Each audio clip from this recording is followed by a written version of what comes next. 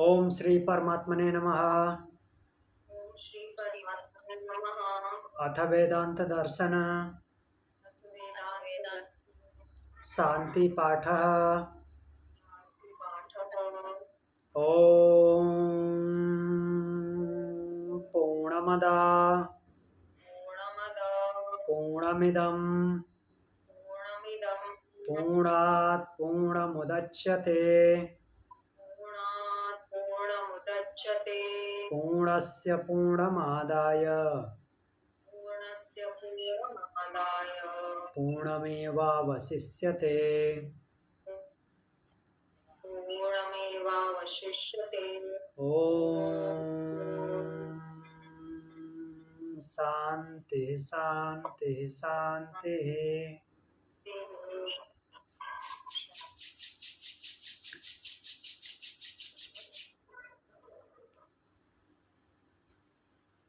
तो हम पढ़ रहे थे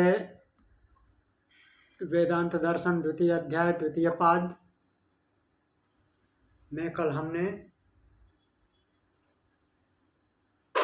द्वितीय पाद का 1 से 6 नंबर तक का सूत्र देखा था। 6 नंबर सूत्र बोलता है अभ्युपगमे अप्यर्था अभावात्, कि अगर अनुमान से भी या मीन्स ये मान भी लिया जाए कि ठीक है प्रकृति अर्थात प्रधान ही सृष्टि करती है, तो भी अर्थाभावात्, तो अर्थ का अभाव है अर्थात कि उसका कोई प्रयोजन नहीं है। प्रयोजन नहीं है इन द सेंस कि उसमें इच्छा नहीं होता, वो जड़ है। इच्छा नहीं होगा तो फिर किस बात की सृष्टि करेगी। हमने पहले पढ़ा था ना कि कुछ कामना होनी चाहिए तभी कार्य में प्रवृत्ति होती है। तो जहाँ पे इच्छा ही नहीं है वो फिर सृष्टि क्यों करेगी।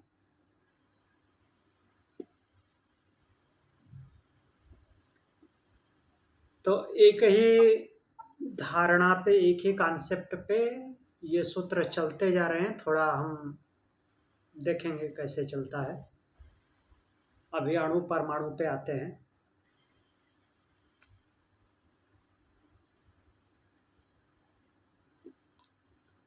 तो 7वां नंबर सूत्र देखते हैं। देखिए 7वां नंबर सूत्र बोलता है, इसमें बोल रहे हैं पुरुषास्वम अवदिति चेत्तथापि चित्त इति। यदि ऐसा कहें कि पुरुषास्वतम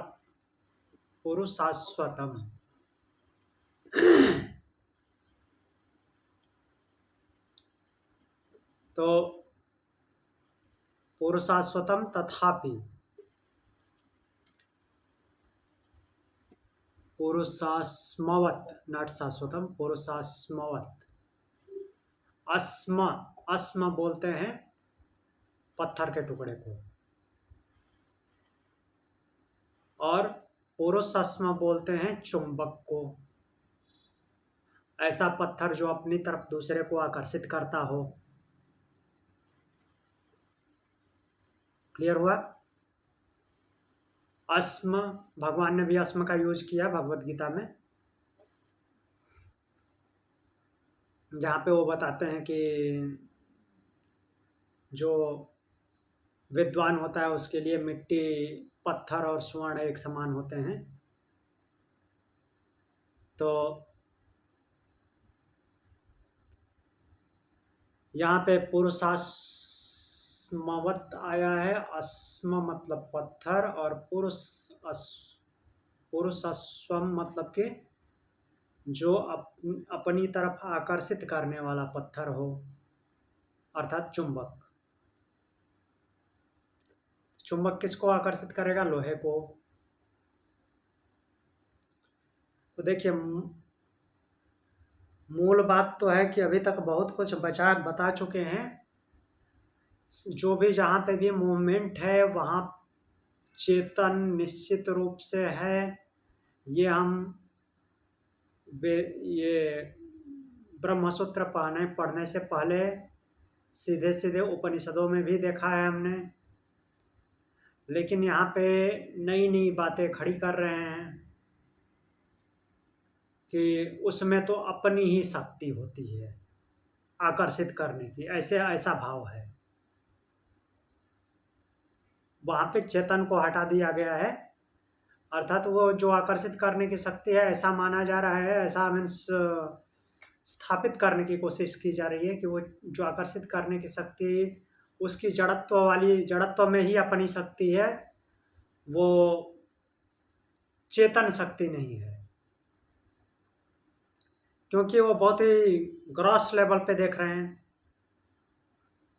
सटल लेवल पे नहीं देख रहे हैं। जैसा हमने परसों बात की थी कि जो खुद से चलने फिरने ऊपर बढ़ने की क्षमता जिसमें होती है उसको हम चेतन बोलते हैं, बाकी सबको जड़ बोल देते हैं। लेकिन वास्तव में जहाँ पे भी मूवमेंट है, जहाँ पे भी प्राणिक शक्ति आ रही है, वो सब तो चेतन है। और हम उपनिषद से ही पढ़ते आ रहे हैं कि जितना भी ये प्रकृति का विस्तार है, जो भी दृश्य जगत है, उसमें कहीं भी ऐसी जगह नहीं है जहाँ पे वो चेतन न हो। चेतन की वजह से ही ये दृश्य है, ब्रह्म की वजह से है ना। हर एक कण कण में वो ब्रह्म है, हर एक परमाणु में ब्रह्म है, फिर भी ऐसी बातें उठ रही हैं क्योंकि वो ग्रॉस लेवल पे बात कर रहे हैं। जैसे हम नॉर्मली जिस भाषा में बात करते हैं कि जो अपने से चलता फिरता है, खाता पीता उठता बैठता है, पेड़ जैसे हम पढ़ते हैं अपने आप से, तो वो चेतन है, और बाकी जो अपने आप पड़े रहते हैं वो जड़ हैं। बट वास्तव में वैसा होता नहीं है। फिर भी हम देखते हैं क्या बोल रहे हैं। यहाँ पे पुरुष शब्द आया है इसमें, लेकिन पुरुष का वो गूढ़ अर्थ नहीं निकाला जा रहा है। पुरुष का मतलब आत्म तत्व, ऐसा पत्थर जो आत्म तत्व से संपन्न हो, अर्थात जिसमें अपनी शक्ति हो। तो शक्ति कहाँ से आ रही है? वो ब्रह्म से आ रही है। लेकिन यहाँ पे उस भाव में नहीं लिया जा रहा है। तो जो आत्म तत्व से संपन्न है, अर्थात जिसमें अपनी शक्ति है, ऐसा पत्थर, तो उसको वो कौन है? वो चुंबक है, मैग्नेट है। तो वो क्या करता है? लोहे को आकर्षित करता है। तो जो प्रश्न पूछने वाला है, प्रश्न करने वाला है, प्रश्न उठाने वाला है, वो बोल रहा है कि वो तो प्रकृति का पार्ट है, मीन्स जड़ तत्व है। जड़ तत्व है, लेकिन वो लोहे को आकर्षित करता है। तो उसके लिए तो चेतन की अर्थात ब्रह्म की जरूरत है नहीं। तो वैसे ही प्रकृति को मान लिया जाए तो क्या प्रॉब्लम है? वो भी तो प्रकृति का बात है। प्रकृति उसी के हिसाब से, जैसे वो लोहे को आकर्षित कर लेता है, अपने में चिपका लेता है, वैसे ही प्रकृति भी अन्य कार्य करती है। तो बोलते हैं कि नहीं, ऐसा नहीं है। अब इसको थोड़ा अलग तरीके से समझाते हैं। उसमें सीधे सीधे ब्रह्म को लेकर नहीं आते हैं। बोलते हैं कि अगर वो लोहे को आकर्षित करता है तो अगर एक जगह पड़ा है तो वहीं पे पड़ा रहेगा, अपने से मूव करके लोहे को पकड़ने के लिए नहीं जाता, या लोहा उसके पास दौड़ के नहीं आता।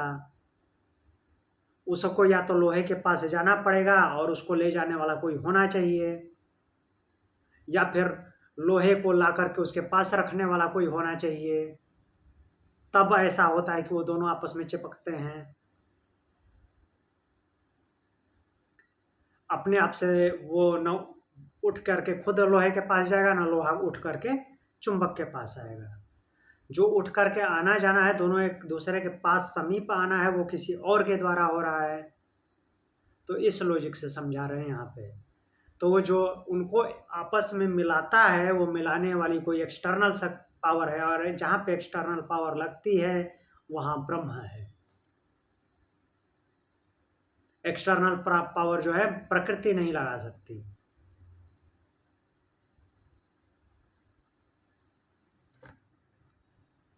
तो इस भाव से इसको समझाया गया है।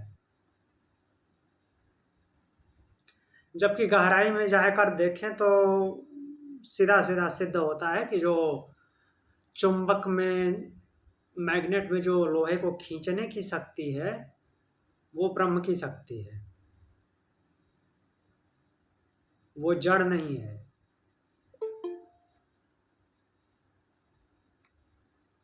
तो उसको बहुत सूक्ष्मता में जाकर देखना पड़ेगा। छिछले लेवल जो हम बोल देते हैं कि ये वही भाव है, जैसा हम बोलते हैं कि जो खुद से घूम फिर नहीं सकता, चल नहीं सकता, मूवमेंट नहीं कर सकता, ऊपर नीचे बढ़ नहीं सकता, वो जड़ है, और जो मूवमेंट करता है वो चेतन है।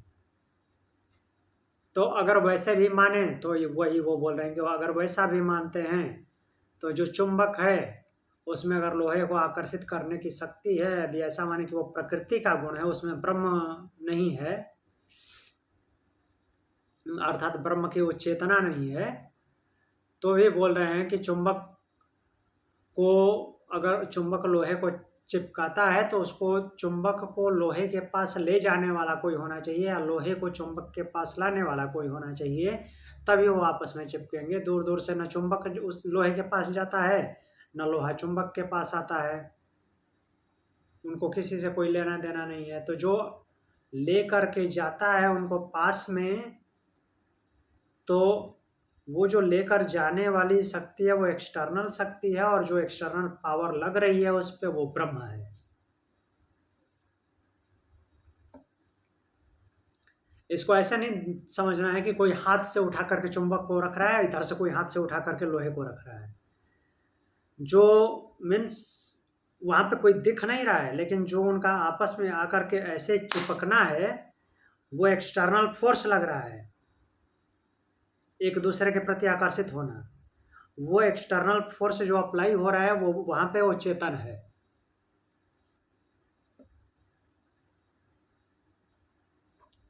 तो फिर सर इस हिसाब से ग्रेविटेशनल जो फोर्स है, हाँ, उसके लिए क्या कहेंगे, ग्रेविटी के लिए? हाँ, ग्रेविटेशनल फोर्स वहां पे भी चेतन है। सेम ग्रेविटेशनल फोर्स तो चुंबक और लोहे के बीच में भी लग रहा है ना। तो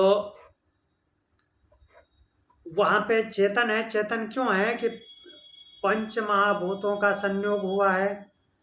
पंच महाभूतों के संयोग से एक स्पेसिफिक फॉर्म, ऐसा बड़ा पिंड उत्पन्न हुआ, मीन्स ऐसा बड़ा पिंड उत्पन्न हुआ जिसमें हमने क्या पढ़ा था, वो सृष्टि चक्र कैसे चलाता है, क्षीरवत,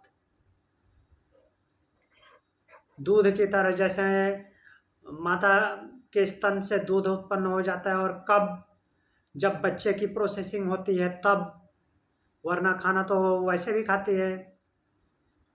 जब बच्चे की प्रोसेसिंग नहीं होती, जब बच्चा पैदा नहीं होने वाला होता है, नहीं होता, या हाँ बच्चे बड़े हो गए हैं या नहीं हुआ, तब क्यों नहीं दूध आता, नहीं आता। फिर हमने ये भी देखा था कि अगर घास फूस भूसा खाने से या अनाज खाने से दूध आता तो केवल फीमेल को नहीं, मेल को भी दूध आता, और फीमेल को भी बच्चा नहीं होता तब भी दूध आता, केवल बच्चे होने के टाइम पे ही दूध क्यों आता। तो हर चीज़ की एक प्रोसेसिंग है, सिस्टम है।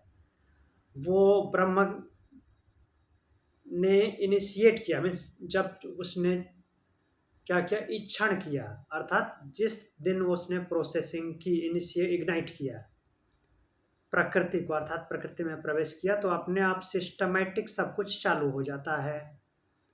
ये देखा था। तो वैसे ही जैसे ही एक पार्टिकुलर साइज का पिंड बना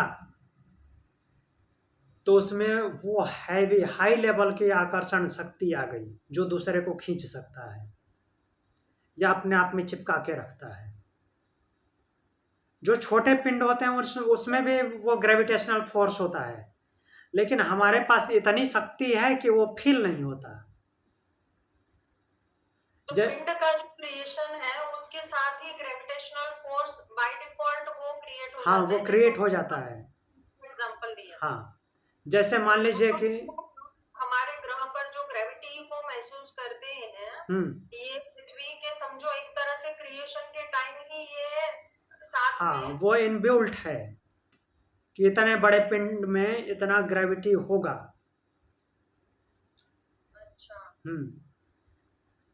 तो हर पिंड की ग्रेविटी भी फिर अलग अलग होती हाँ है? अलग अलग है, जैसे चंद्रमा की 1/6 है ना हमसे, सबसे शायद, ज्यादा हाँ शायद पृथ्वी की है? 1/6 है, नहीं सबसे ज़्यादा पृथ्वी की नहीं है। जितना बड़ा पिंड होगा उतना बड़ा ग्रेविटेशनल फोर्स अप्लाई होगा उस पर। हाँ। पृथ्वी से जो बड़े हैं वो और चिपका के रखेंगे। तो जैसे मान लीजिए कि चंद्रमा की 1/6 है हमारे से, तो वहां पे जा करके अगर जंप करेंगे तो इसके 6 गुना ऊपर जाएंगे। हाँ हाँ हाँ हाँ। तो वो इनबिल्ट है, जैसे वो इक्षण वाली बात है कि जैसे क्रिएशन शुरू हुई उसकी, उसमें उतना ग्रेविटी होगी उस लेवल पे। जैसे अभी एग्जांपल दे रहा था मैं कि ये मान लीजिए बुक है, तो ये बुक और हाथ के बीच में भी ग्रेविटेशनल फोर्स अप्लाई होता है, लेकिन इसकी ग्रेविटी इतनी कम है कि वो फील नहीं होती। जैसे कुछ चीज़ें ऐसी होती हैं जो नॉर्मली देखते हैं, प्लास्टिक, प्लास्टिक से रिलेटेड फाइबर जो होता है उस पर खूब रब कीजिए अपने पाम को, तो इलेक्ट्रिसिटी जनरेट होती है। या फिर जो कपड़ा है, पॉलिस्टर है या टेरी कॉटन है, उसमें फ्रिक्शन पैदा कीजिए और अंधेरे में उसको हटाइए, उसमें लाइट निकलती है। हाँ, वो सर्दियों के दिनों में हम्म, अक्सर ऐसा होता है। हाँ होता है। कॉटन में नहीं निकलता क्योंकि कॉटन में वो जो फ्रिक्शन से जो एनर्जी जनरेट होती है वो कम होती है। हम्म। तो ये सब जो है इनबिल्ट वो चेतन तत्व का ही उसमें शक्ति है, एक प्रकार से बोले तो। ये अपने आप नहीं होता। अपने आप अगर होना होता तो वो नॉर्मल पड़े पड़े भी ऐसे उत्पन्न होता। और जहाँ पे भी मूवमेंट हुआ, वो हो क्यों रहा है? मूवमेंट की वजह से, घर्षण की वजह से। तो जहाँ पे मूवमेंट की बात आ गई वहाँ पे चेतन उपस्थित हो गया। वो जड़ कहाँ हुआ? जड़ की तो परिभाषा है एक स्थिति में बने रहना। मान लीजिए कि अगर कुछ क्रिया भी हो रही है तो एक ही वे में बनी रहेगी। हम आगे अभी पढ़ेंगे। तो ये जो ग्रेविटी है ये 5 तत्वों के विकृत होने के परिणाम से हाँ ऐसा, निर्माण हुआ वो बल है एक तरह से। हाँ।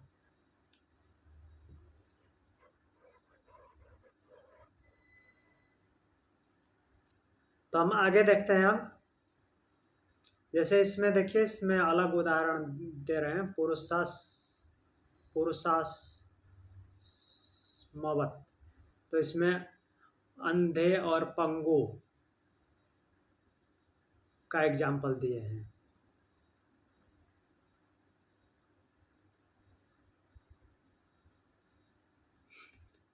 तो ये अंधे और पंगु का जो एग्जाम्पल लिए हैं, एक्चुअली उसको चुंबक और लोहे को दूसरे वे में लेकर के गए हैं कि सृष्टि का निर्माण चुंबक और लोहा जैसे मिलते हैं उसी प्रकार से प्रकृति और पुरुष के मिलने से होता है। बट इसका यहाँ पे वो एग्जाम्पल सुटेबल उतना उचित नहीं है, क्योंकि यहाँ पे प्रकृति को आरोपित किया जा रहा है प्रश्न पूछने वाले के द्वारा। तो यहाँ पे इन्होंने संयोग करा दिया है सीधे सीधे, जो सांख्य के माध्यम से या वेदांत के माध्यम से भी एक कहानी, प्रचलित कहानी है। हमने भी पहले इसका एग्जाम्पल लिया हुआ है कि प्रकृति और पुरुष का संयोग कैसा है, अंधे और लंगड़े की तरह। जैसे मान लीजिए कि एक जंगल में आग लग गई तो सभी तो भाग गए, लेकिन एक अंधा था, एक लंगड़ा था। तो अंधे को दिखाई नहीं देता, वो कहाँ जाए। लंगड़ा था, वो भाग नहीं सकता। तो दोनों आपस में मिल गए। वही प्रकृति और पुरुष का मिलना है। तो दोनों आपस में मिल गए तो अंधा क्या किया कि लंगड़े को अपने कंधे पे बिठा लिया। लंगड़े के पास आँख थी, वह अपने मीन्स आँखों से उसको रास्ता बताता था, ये दौड़ते हुए जाता था। तो ये प्रकृति और पुरुष के ऊपर ये एक कहानी है। अर्थात वैसे बोलना नहीं चाहिए, बट क्या बताया गया है कि पुरुष जो है आँख वाला है और प्रकृति लंगड़ी है। नहीं, ये इतना हाँ सूटेबल नहीं लगता ना सर उदाहरण। हाँ, उतना सही नहीं है, बट समझने के लिए एग्जाम्पल दिया जाता है। जो पुरुष आँख वाला है और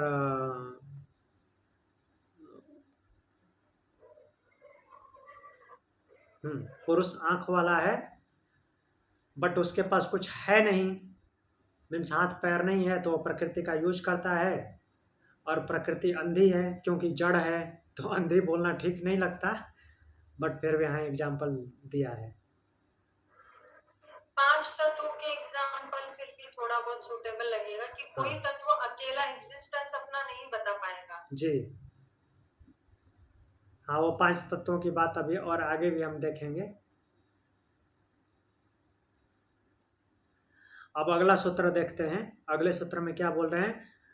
अलिंगत्वानुपपत्तेश्च, अलिंगत्वा,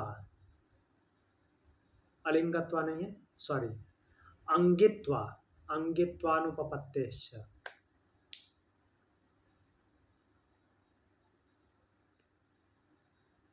तो यहाँ पे बोल रहे हैं कि अंगित्वा अनुपपत्ते,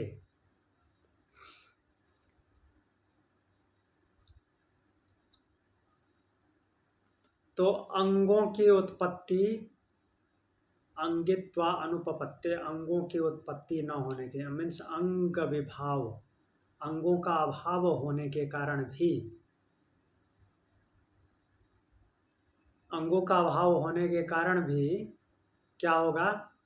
प्रकृति जगत का कारण सिद्ध नहीं हो सकती। तो अंगों का अभाव यहाँ बोलने का क्या मतलब है? अंग तो उसके पास हैं, प्रकृति के पास ही तो अंग है, ब्रह्म के पास थोड़ी ना है। लेकिन अंगों का अभाव इसलिए बोला जा रहा है कि वो साम्यावस्था में है। अंग एक्टिवेट कब होंगे, मीन्स अंग बाहर कब निकलेंगे? जब चेतन का प्रवेश होगा। जब तक चेतन का प्रवेश नहीं हुआ तब तक अंगों का अभाव है। तो अंगों का अभाव है तो कुछ कर नहीं सकती, प्रकृति कुछ नहीं करेगी। तो इस वजह से भी प्रकृति जो है सृष्टि का कारण नहीं हो सकती।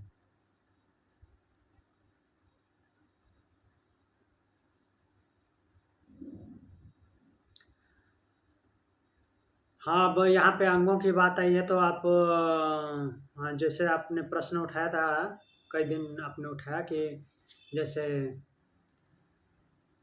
ब्रह्म भी अनादि है, प्रकृति भी अनादि है, तो इससे दो की उपस्थिति मानी जाती है।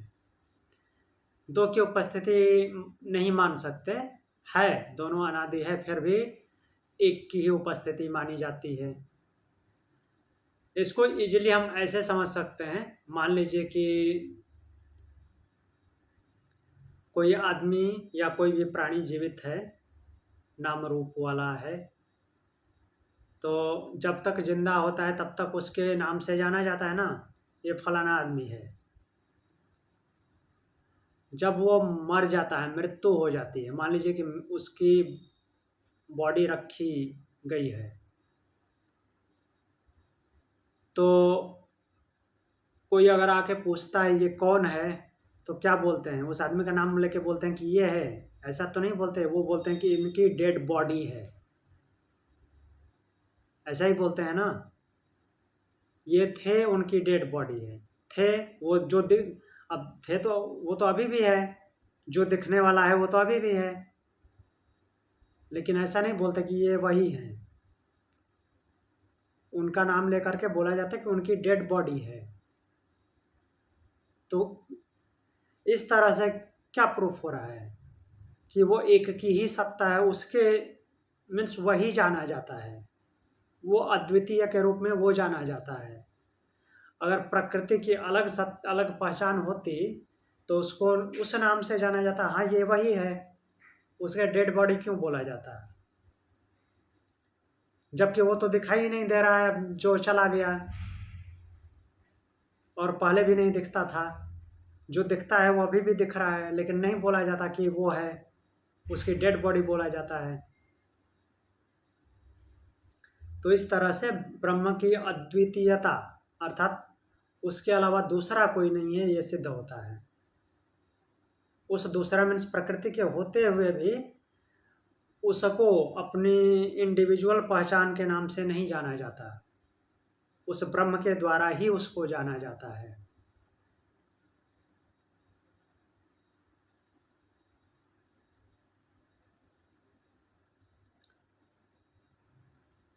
अब आगे हाँ कुछ बोलना है? वो फिर से एक्सप्लेन कीजिए ना। क्या जो डेड बॉडी का एग्जांपल दिया? हाँ, डेड बॉडी का एग्जांपल वो क्यों ऐसा बोला जाता है ये तो समझ आ गया ना। जब चेतन उसमें होता है शरीर में तो उस नाम और रूप वाला जाना जाता है, लेकिन चेतन के निकलते ही वो अपना नाम भी खो देता है, जबकि जो दिख रहा था वो वैसे का वैसे ही पड़ा है, इतना जल्दी डिजेनरेट भी नहीं हुआ, सेम वैसा ही है, लेकिन उस नाम से अब नहीं जाना जाता, उसके माध्यम से जाना जाता है। हाँ, इनकी ये डेड बॉडी है ना कि वो उस नाम वाला। तो इसको प्रकृति के बारे में बता रहे थे ना कि प्रकृति है। हाँ प्रकृति, हाँ प्रकृति वो है, इसको कनेक्ट करके बताइए। हाँ, वो सब कुछ जो पड़ा हुआ है वो प्रकृति का ही है, एक भी चीज उसमें से अभी प्रकृति में मिक्स नहीं हुआ है, तो प्रकृति की विकृति के रूप में वैसे ही पड़ा हुआ है, लेकिन उसकी अपनी पहचान नहीं है। वो पहचान किसकी वजह से है? वो ब्रह्म की वजह से है, जो चेतन था उसमें उसकी वजह से है। तो प्रकृति की पहचान चेतन की वजह से है, अपनी उसकी अपनी इंडिविजुअल की पहचान नहीं है, दिखते हुए भी पहचान नहीं है। तो मतलब चेतना की प्रायोरिटी है हाँ पहचान के लिए। हाँ, इसीलिए ब्रह्म नहीं दिखता है फिर भी उसको माना जाएगा, और प्रकृति दिखकर भी कंसिडर नहीं होगी जी, जिसकी वजह से है उसी की मीन्स उसी से वो जाना जाएगा। तो ब्रह्म की हाँ सिद्धांत तक एकदम ये हो जाता है। क्या हो जाता है? मतलब अद्वैत का सिद्धांत एक तरह से प्रूफ हो जाता है। हाँ जी।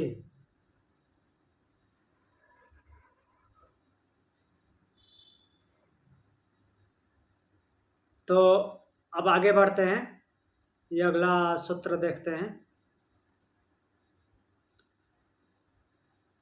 यहाँ पे संबंध लिख रहे हैं कि यदि अन्य प्रकार के गुणों की साम्य अवस्था भंग होकर, हमने गुणों की बात देखी थी अभी अंगों के माध्यम से, सत्व रज तम की ही बात हो रही है, वही उसके प्रधान अंग हैं। तो गुणों की साम्यावस्था भंग होकर प्रकृति के द्वारा जगत की उत्पत्ति होती है, ऐसा मान लिया जाए तो क्या हानि है? तो ठीक है, गुणों की साम्यावस्था भंग हो रही है, और गुणों की साम्यावस्था भंग हो करके अब यहाँ पे बोल रहे हैं कि गुणों की साम्यावस्था भंग हो गई, वो कैसे हुई उसका उल्लेख नहीं है, बट मान लीजिए कि अपने आप हो भी गई। ऐसे ऐसे मीन्स क्वेश्चन खड़े हो गए हैं। अब वो अपने आप कैसे साम्यावस्था भंग हो जाएगी? तो ठीक है, मान लीजिए कि हो गई साम्यावस्था उनकी भंग, एक्टिव हो गए, अपने आप से ही एक्टिव हो गए, मान लीजिए उसमें ब्रह्म का इन्वॉल्वमेंट नहीं हुआ, इतना भी मान लिया जाए, तो बोल रहे हैं कि इसमें क्या हानि है? तो कहते हैं कि अन्यथानुमित्तौ च ज्ञ शक्ति वियोगात।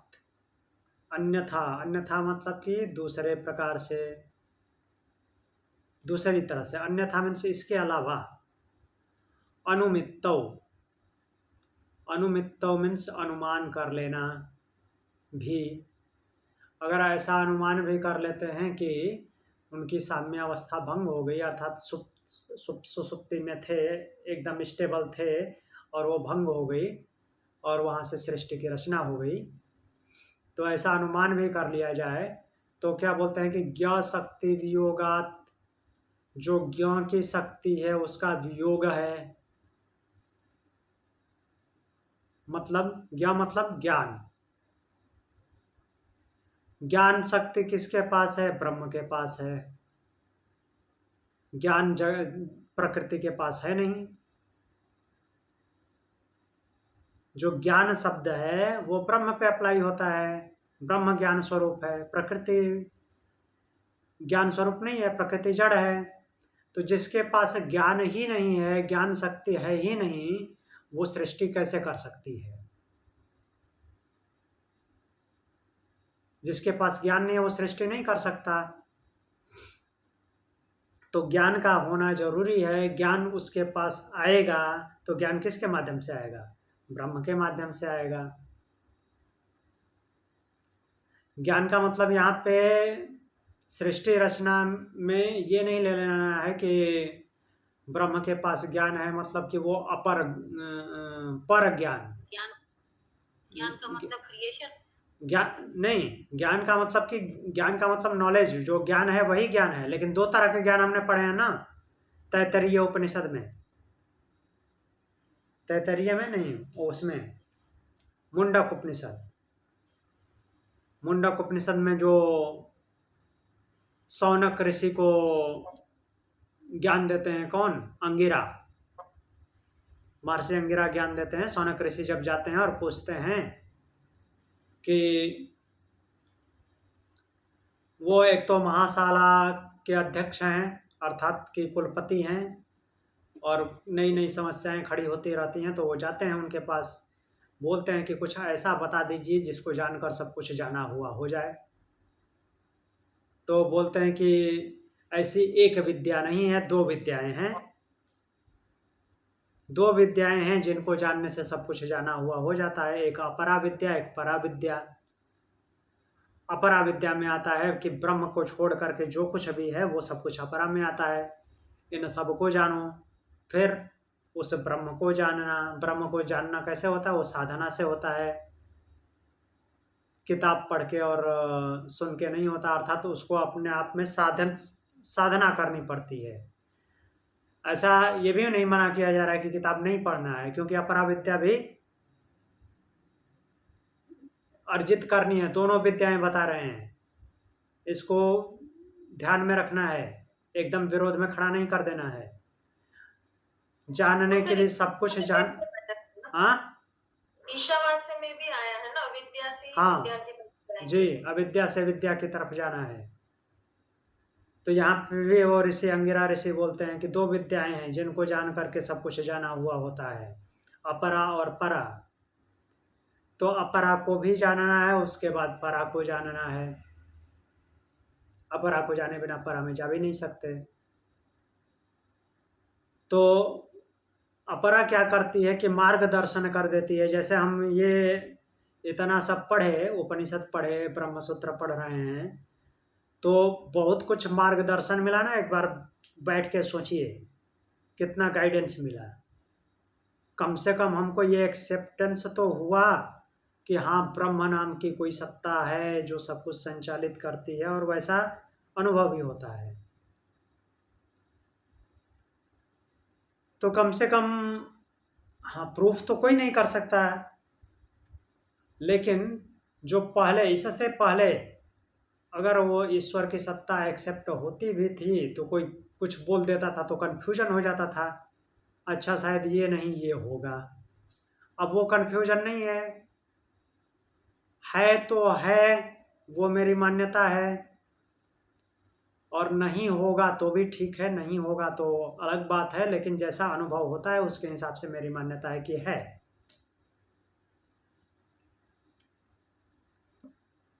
अब चूंकि वो खुद के अनुभव की चीज है, उसको प्रूफ नहीं किया जा सकता। दोनों में से कोई भी नहीं प्रूफ कर सकते। जो नहीं मानता है वो भी नहीं प्रूफ कर सकता। जो नहीं मानता है वो भी ये नहीं प्रूफ कर सकता कि ईश्वर नहीं है। हाँ, उसकी मान्यता है कि मैं नहीं मानता ईश्वर है, ठीक है, नहीं मानो, लेकिन वो प्रूफ भी नहीं कर सकता कि देखो ये ऐसे ऐसे होता है तो ईश्वर नहीं है। और जो ईश्वर को मानता है तो उसकी अपनी मान्यता है कि हाँ, ऐसी ऐसी घटनाएं होती हैं, ऐसे आश्चर्य होते हैं जो कि संभव नहीं है, तो इस वजह से मेरे को समझ में आता है कि कोई वो शक्ति है जिसको हम ईश्वर नाम से जानते हैं, इतना बड़ा ब्रह्मांड को जो संचालित करता है। लेकिन अगर प्रूफ करने के लिए बोला जाए तो वो भी नहीं कर सकता है, प्रूफ करने की चीज़ नहीं है, खुद की साधना से ऐसा प्रतीत होता है, वो खुद इंडिविजुअली ही जानेगा, सिद्ध नहीं कर सकता। और सिद्ध करने की कोई अगर बोलता है कि हाँ मैं प्रूफ कर दूंगा, तो ईगो है, दोनों का ईगो है। जो ईश्वर में विश्वास करता है उसका भी ईगो है, अगर वो प्रूफ करने के लिए बोलता है कि देखो मैं ये बताता हूँ इसकी वजह से ईश्वर है, तो उसका ईगो है। क्योंकि सामने वाला बोलेगा कि ये तो मानता ही नहीं मैं कि ये ईश्वर की वजह से है, तो कैसे प्रूफ कर दोगे। और वो जो बोलेगा कि देखो ये ऐसे होता है, बहुत सारी लॉजिक सेट भी हो सकती, लेकिन बहुत सारी लॉजिक नहीं सेट होगी, कितना भी वो अपना तर्क वितर्क कर ले, जो न मानने वाला है ईश्वर को। वो बहुत सारी ऐसी चीज़ें हैं जिस पे ईश्वर का न होना सिद्ध नहीं होता, ऐसी घटनाएं होती हैं। तो इसको हम यहाँ पे जो एक पहले हमने पढ़ा था, तैत्तरीय उपनिषद का 6ठ अनुवाक जो है उसका मंत्र बोलता है, अगर जो मीन्स ईश्वर की सत्ता में विश्वास न करने वाले के लिए स्पेशली है, ईश्वर की सत्ता में जिसको विश्वास नहीं है तो उसका यहाँ पे खंडन हो जाता है। ईश्वर क्या है, ब्रह्म क्या है, चेतन। अगर यह मानते हो कि वह चेतन नहीं है, चेतन अस्तित्व नहीं रखता, चेतन को ही ब्रह्म मानते हैं, चेतन कोई अस्तित्व नहीं रखता अर्थात ब्रह्म नहीं है, तो आपका भी अस्तित्व समाप्त हो जाता है। जो ये बोल रहा है कि चेतन अस्तित्व नहीं रखता, उसका खुद का अस्तित्व समाप्त हो जाता है, अर्थात वो खुद को भी नहीं मानता। अगर खुद को नहीं मानता तो वो है कैसे। तो उसके लिए ये मंत्र है, असन्नेवसा भवति असद ब्रह्मेति वेद चेत अस्ति ब्रह्मेति चेद्वेद संतमेनम ततो विदुरिति। यदि ऐसा कहें कि ब्रह्म जो है असत है अर्थात नहीं है, एग्जिस्ट नहीं करता, इति इस प्रकार जानता है, तो सह असत एव भवति, तो वह भी असत ही हो जाता है अर्थात अस्तित्वहीन हो जाता है।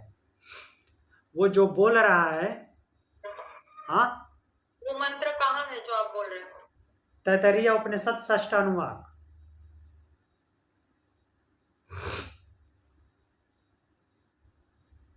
तैत्तरीय उपनिषद 6ठ अनुवाक का स्टार्टिंग मंत्र ही है, फर्स्ट वाला। आपकी बुक पे 386 पेज।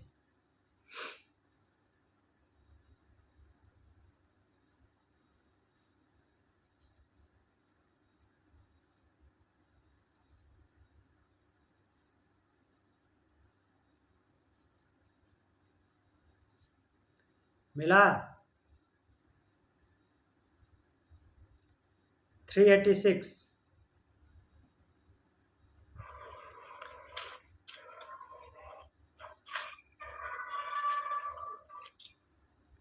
तो यहाँ पे बोल रहे हैं कि असन्नेव स भवति असद ब्रह्मेति वेदचेत।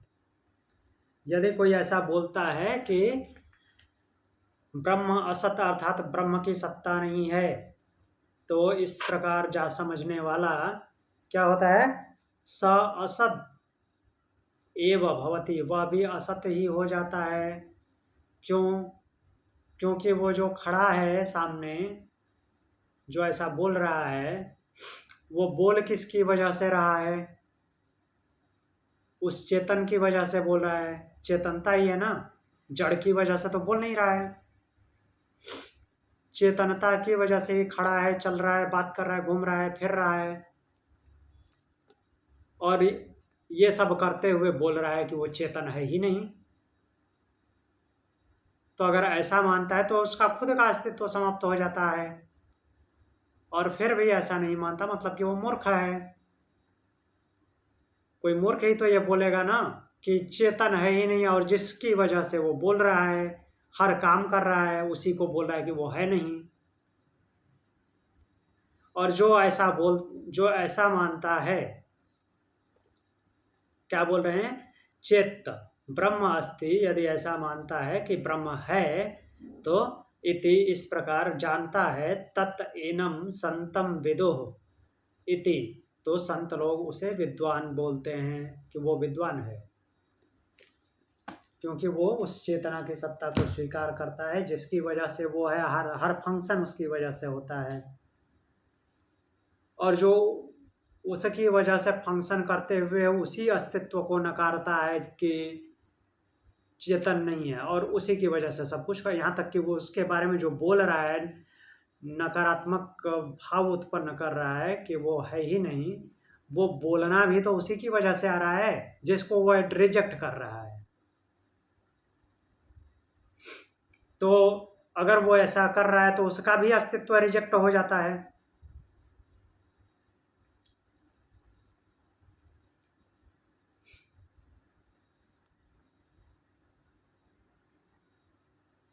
फिर हम आगे बढ़ते हैं, इसके आगे क्या बोले हैं कि अन्यथा अनुमित्तौ च ज्ञान शक्ति वियोगात,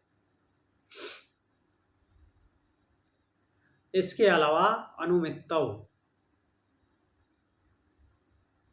जो साम्य अवस्था भंग हो जाती है, ऐसा अनुमान भी कर लिया जाए, तो अनुमान कर लेने पर भी ज्ञ शक्ति वियोगात, ज्ञ शक्ति का वियोग है, अर्थात ज्ञान रूपी शक्ति उसमें है नहीं, तो इस तरह से भी वो सृष्टि रचना, अर्थात प्रकृति के द्वारा, प्रधान के द्वारा सृष्टि रचना नहीं हो सकती, चेतन का होना जरूरी है।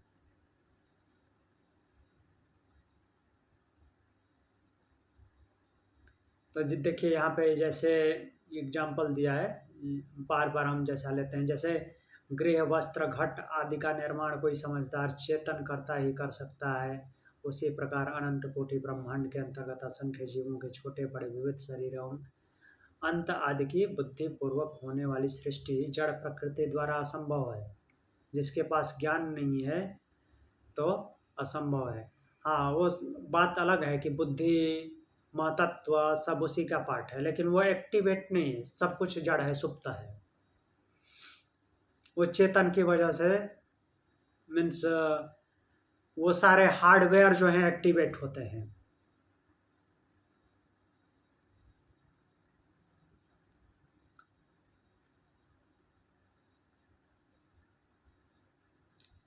जैसे इसको डायरेक्टली हम जो बिजली का एग्जांपल लेते हैं, तो पंखे का एग्जांपल ले सकते हैं। हाँ, पंखा है, लेकिन पंखा हवा दे रहा है? नहीं देगा, वैसे ही पड़ा रहेगा जब तक कि बिजली ना आए।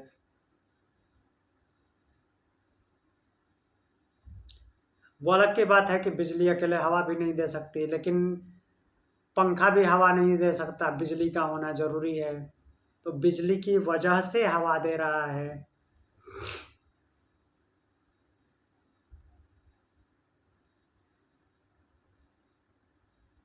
अब आगे बढ़ते हैं।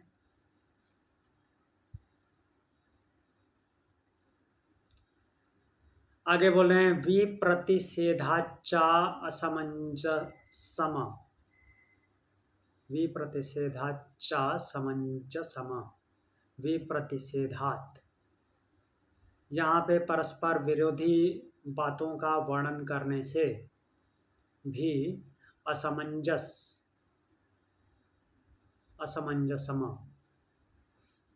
असमंजस की स्थिति उत्पन्न होती है। किसको मानना है, किसको नहीं मानना है, ऐसी स्थिति उत्पन्न होती है।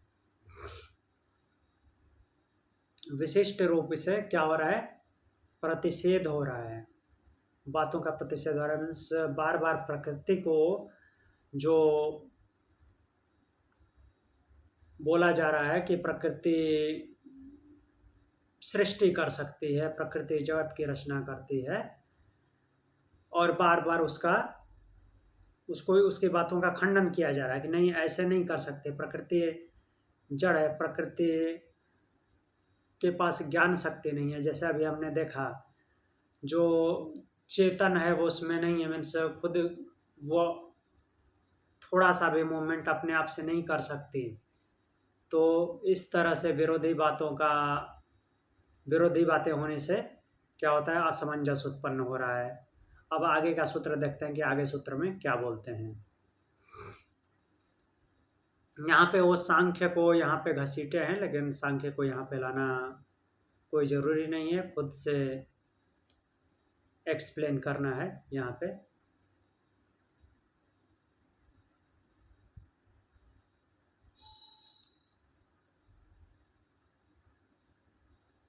अगला सूत्र बोल रहे हैं, महद्दीर्घवद्वा ह्रस्व परिमंडलाभ्याम।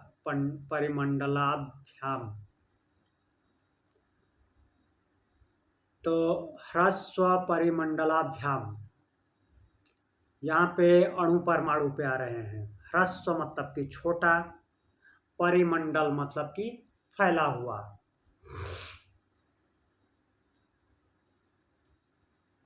और कैसे फैला हुआ? उन छोटे की सहायता से, अत्यंत जो सूक्ष्म है। सूक्ष्म क्या होता है? परमाणु। और उन सूक्ष्म के वजह से क्या है? परिमंडल है, अर्थात पूरा ब्रह्मांड है। परमाणुओं के संयोग से ही सब कुछ बना हुआ है। कोई ऐसा एक बड़ा पिंड अकेले में नहीं है, वो पार्टिकल से मिलके ही बना हुआ है। और ऐसे पार्टिकल से जो दिखाई नहीं देते, जिनको परमाणु बोलते हैं। और परमाणु में भी क्रियाशीलता होती है, जो चेतन की वजह से है, जड़ की वजह से नहीं है। महद्दीर्घवत्, तो यहाँ पे मिलाने के लिए शब्दों का प्रयोग किया जा रहा है। ह्रस्व, ह्रस्व मीन्स छोटा, लेकिन कैसा छोटा? दो परमाणु के मिलने से। दो परमाणु कहने का मतलब एक सिंबॉलिक है, अर्थात एक तो दिखता नहीं है। दो के मिलने की बात मीन्स दो परमाणु की बात इसलिए बोली गई है कि दो परमाणु के मिलने से शायद जैसे दिखने वाली अनुभव की स्थिति बने। फिर महद्दीर्घवत्, उससे बड़ा। महद्दीर्घवत्, उससे मीन्स दो के मिलने के बाद वो और बड़ा होगा, तो फिर उसको त्रिगुणक बोला गया है। तो इसको गुणों के माध्यम से भी हम देख सकते हैं। तम, रज, सत। इनसे क्या होता है कि फिर ये मंडलाकार रूप धारण करता है। तो बोल रहे हैं कि इससे ही सृष्टि होती है, मीन्स परमाणुओं के मिलने से। तो यहाँ पे वैशेषिक का कॉन्सेप्ट लिया गया है। परमाणु की बात कौन करता है? वैशेषिक। विशिष्टता बताता है। विशिष्ट क्या है? वो परम अणु, अत्यंत सूक्ष्मता जो है उसकी विशिष्टता बताता है वैशेषिक। अर्थात कुछ ऐसा है जो परम सूक्ष्म है, अति सूक्ष्म है, उससे और कुछ सूक्ष्म नहीं हो सकता। ये वैशेषिक दर्शन ने बताया हुआ है साइंस से पहले, जिसको हम परमाणु बोलते हैं। मतलब ये बिग बैंग थियरी टाइप कुछ है क्या? वो कुछ तो है ना, मुझे पता नहीं है ठीक से, मैंने सिर्फ थोड़ा सा सुना है। हाँ, वो एक्चुअली बिग बैंग थ्योरी की यहाँ पे बात नहीं कर रहे हैं, वो तो विस्फोट होता है ना उसमें। हाँ, बट परमाणु वहाँ पे है। तो यहाँ पे परमाणुओं के मिलने से ऐसा होता है, ये वैशेषिक में बोला गया है। अर्थात वैशेषिक दर्शन जो है, जो कणादृषि का है, वो अत्यंत सूक्ष्म लेवल पे बात करता है, जिसको हमने परमाणु नाम दिया है। तो ये जो परमाणु नाम है, इसमें तो परम है, वो परब्रह्म की बात है? नहीं, उसमें जो परम है, परम का मतलब परब्रह्म नहीं होता। परम का तो अलग शब्द होता है ना, वो ब्रह्म के साथ परम इसलिए जोड़ा गया है कि उससे ज्यादा बड़ा कुछ है नहीं। हाँ, हाँ हाँ, लेकिन ये उत्पत्ति की बात कर रहे हैं ना यहाँ पर। हाँ, यहाँ पे तो उत्पत्ति यहाँ पर सिर्फ मटेरियल की बात हो रही है। नहीं, मटेरियल की बात यहाँ पे उस तरीके से हो रही है, बता रहा हूँ, रुकिए थोड़ा।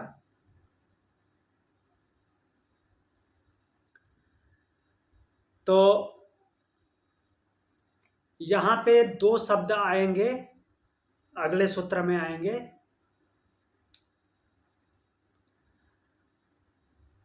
देखिए अगला सूत्र में वो शब्द मैं दिखा देता हूँ क्या है। कहाँ गया,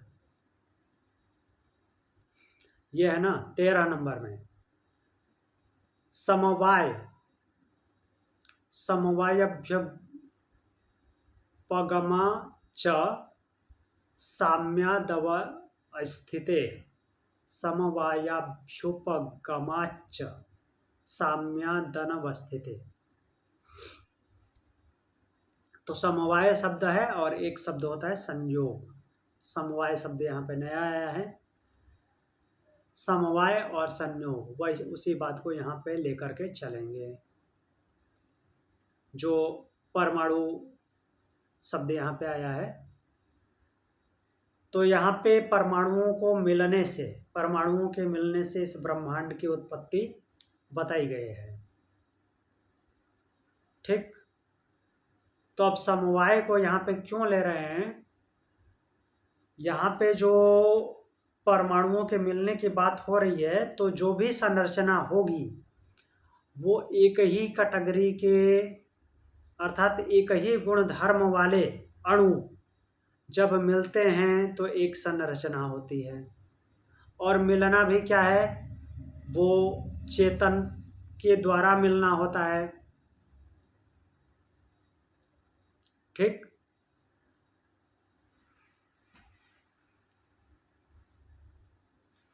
जब एक ही तरह के मिलेंगे तो कुछ निर्माण होगा, और वो जब दूसरे में मिलेगा तो फंक्शन होगा, कुछ दिखेगा। जैसे कि इसको हम ऐसे लेते हैं, समवाय और संयोग। समवाय क्या चीज है, जो कि परमानेंट है, बदलता नहीं है, उसको बोलते हैं समवाय। इनबिल्ट हो, जो क्वालिटी इनबिल्ट हो वो समवाय है, और जो मिला करके बनाई गई है वो संयोग है। जैसे मान लीजिए कि हल्दी है, हल्दी में जो पीलापन है उसमें बाहर से रंग तो नहीं डाला गया है, तो उसका जो पीला होना जो उसका गुणधर्म है उसको समवाय बोलेंगे। कपड़ा है, जैसे किसी का पीला है, लाल है, भूरा है, तो ये क्या है, संयोग है, वैसा वास्तव में है नहीं, उसमें रंग डाल करके बनाया गया है,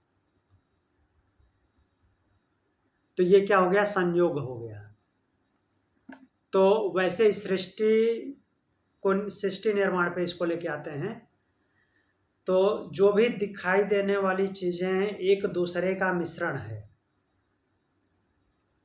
और वो मिश्रण, वो मिलाप कब होता है, जब मीन्स रचना कब हो रही है, जब एक दूसरे से कोई मिल रहा है तब, अर्थात विकृति जब हो रही है। वास्तविक रूप में जब विकार हो रहा है तब कुछ अलग निर्माण हो रहा है, नहीं तो वैसे का वैसे ही पड़ा है। तो वो मिलाने वाली जो सत्ता है उसका नाम चेतन है। उन दोनों को मीन्स दो या दो से अधिक चीज़ों को जो जब मिलन होगा तो मिलाने वाला भी तो कोई होना चाहिए। अपने अपने जगह पे उनके पड़े रहने से तो कुछ होगा नहीं। तो जब हम जड़ को लेते हैं अर्थात प्रकृति को लेते हैं तो प्रकृति उनका मिलान कराएगी नहीं, प्रकृति में तो अलग अलग पड़े हुए हैं। तो जो उनको मिलान करा रहा है, जिसकी वजह से वो बन रहे हैं, तो वो है चेतन, चेतन की वजह से मिल रहे हैं। तो यहाँ पे चेतन की सत्ता सिद्ध होती है। तो इसमें समवाय क्या है? चेतन जो है वो समवाय है। हाँ, चेतन जो है समवाय है, और प्रकृति के, हाँ, प्रकृति के अलग अलग जो तत्व हैं वो संयोग हैं। चेतन समवाय है और उससे जो भी बन रहा है, जो भी मिक्स होके बन रहा है, चाहे 5 तत्व हो, उसके बाद जो भी पूरा, वो संयोग है जी। और जो भी ये मूवमेंट हो रहा है संयोग का, वो मूवमेंट भी समवाय की वजह से समवाय की वजह से हो रहा है। तो फिजिक्स पढ़ा रहे हैं। हाँ जी।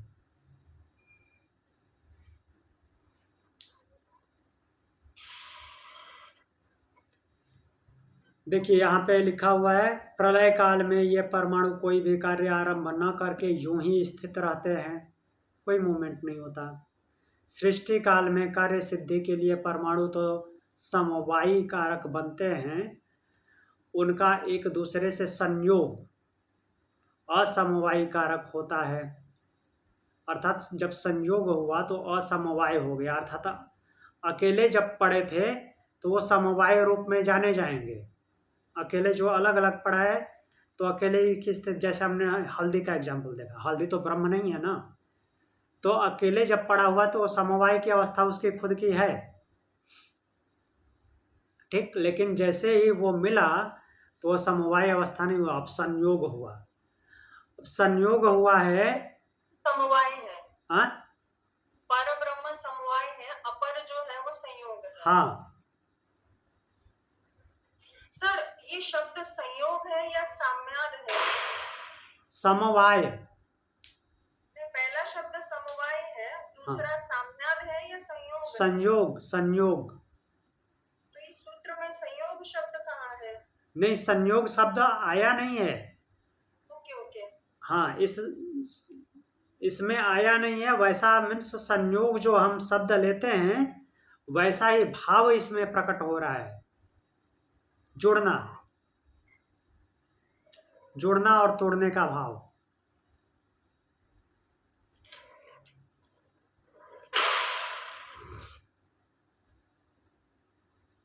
तो इसलिए समवाय और संयोग की बात आई है। तो जब अपने वास्तविक स्थिति में रहते हैं, जो कोई भी रहता है तो उसको समवाय बोलते हैं, और जैसे दूसरे से मिक्स हुआ तो संयोग हुआ। मिक्स होकर के कुछ नया उत्पन्न होता है। जैसे जितने भी ह्यूमन के या अन्य प्राणियों के रिश्ते होते हैं आपस में, वो भी क्या हैं? वो संयोग हैं, भले ही वो परमानेंट रिश्ते हों जिनको कोई तोड़ नहीं सकता, वो भी संयोग है। भले क्या बोला आपने? जैसे रिलेशंस होते हैं ना, हाँ। तो मान लीजिए कि हस्बैंड वाइफ का रिलेशन हुआ तो सीधे सीधे दिखता है कि ये संयोग है, क्योंकि शादी हुई है इसलिए वो रिश्ता बना है। उससे पहले कौन था? कोई एक दूसरे का कुछ नहीं लगता था। जो हमको परमानेंट दिखता है, मान लीजिए कि माता पिता का रिश्ता या भाई बहन या इस तरह के बुआ का रिश्ता, तो कितनी भी लड़ाई हो जाए, कितना भी झगड़ा हो जाए, कोई रिजेक्ट कर सकता है? इसको नहीं कर सकता। लेकिन फिर भी वो भी संयोग है। ये संयोग कैसे है? ये इसको जन्म जन्मांतर से संयोग ले सकते हैं, मीन्स पुनरावृत्ति संयोग। अभी वो हैं, अभी इस रिश्ते में है, मतलब कि कोई माता है, कोई पिता है, कोई भाई है, कोई बहन है, लेकिन अगले जन्म में हो सकता है ना हो, कुछ और कहीं और जन्म हो। तो उस तरह से यहाँ पे उनका भी संयोग हुआ है।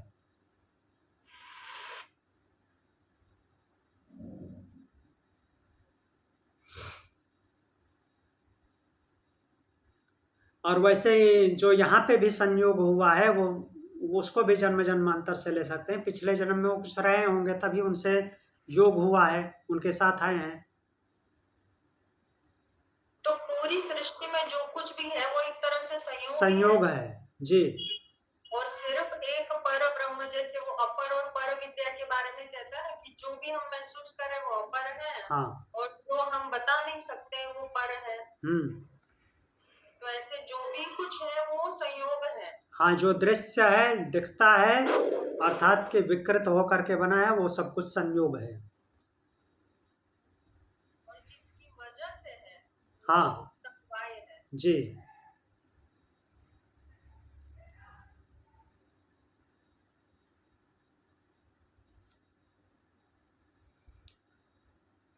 तो यही बात इसमें समझाई गई है। और ये बात जो है समवाय संयोग, ये 4-5 सूत्रों में समझाई गई है, केवल इसी में नहीं। तो आज यहीं पे क्लास को रोकते हैं। 11 तक हमने देखा। 12वां कल देखेंगे। ये समवाय और संयोग के बारे में ही है। 12, 13, 14 ये सब इसी बारे में रहेंगे। ज़्यादा बड़ा टॉपिक नहीं है, केवल मीन्स समवाय और संयोग के माध्यम से बहुत ही एक प्रकार से उलझन टाइप से घुमाया गया है सृष्टि को।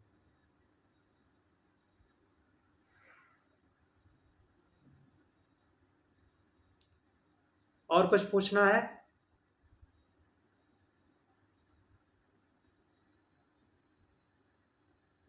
ठीक है।